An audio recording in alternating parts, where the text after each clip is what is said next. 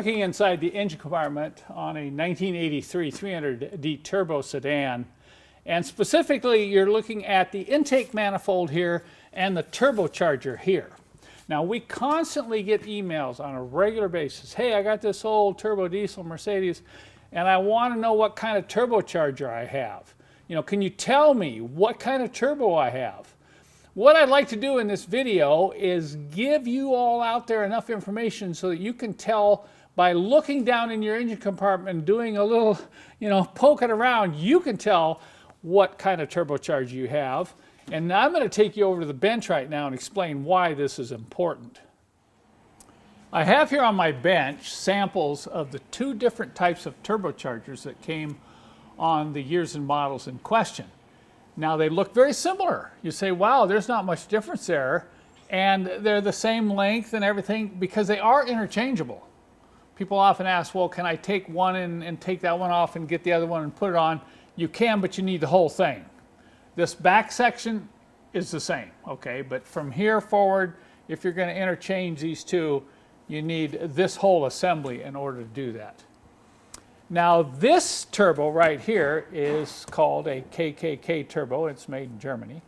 Now, this turbo right here is a Garrett Air Research T3 turbo that was made in the US.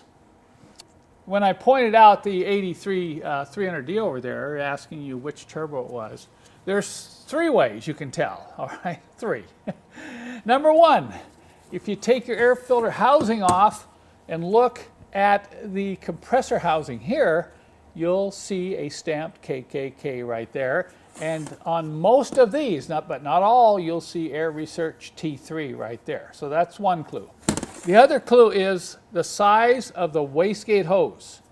I don't have the wastegate hose on this one, but this is about a 3/8 inch hose. It's a special silicone hose that goes from the compressor housing down to the controller for the wastegate here. Now, if you look at the KKK turbo, look at the size of the hose. It's a much smaller hose, about a 1/4 inch hose. And then finally, and this is usually the easiest way to tell the difference, if you pull your air filter, or even get a light and look underneath your air filter housing, is look at the wastegate assemblies here. On the KK turbo, it comes straight out and it has these fins on it. And on the Garrett T3 turbo, the wastegate assembly points forward and the hose comes into the front and then goes up to the compressor housing here. So those are the ways that you can tell the difference between these two turbos.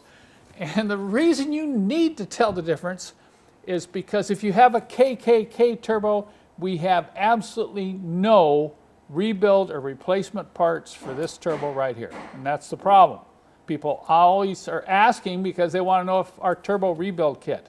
If you have a T3 turbo, like you see here, then we have a complete overhaul kit, including a new turbine wheel and compressor wheel. You can rebuild the whole thing, provided your center housing has not completely worn out. So for you KKK owners, there's not much we can do to help you other than I do have this turbo for sale. This is an excellent KKK turbo and it has a very tight, there's absolutely no axial play in the turbine shaft. This is another thing people always ask. They say, well, Kent, is my shaft supposed to spin? Well, when you go to spin it, it might go one turn when you release it. Maybe a little more than one revolution. Maybe a 1.5. But if you spin it like this, let's see if you can see that. If you spin it like this, and it doesn't even move, or only moves like 1/2 inch, then it's very likely that you have carbon buildup in this back turbine section here, and it's causing the turbine shaft where the impeller is to drag. So that's something you want to check.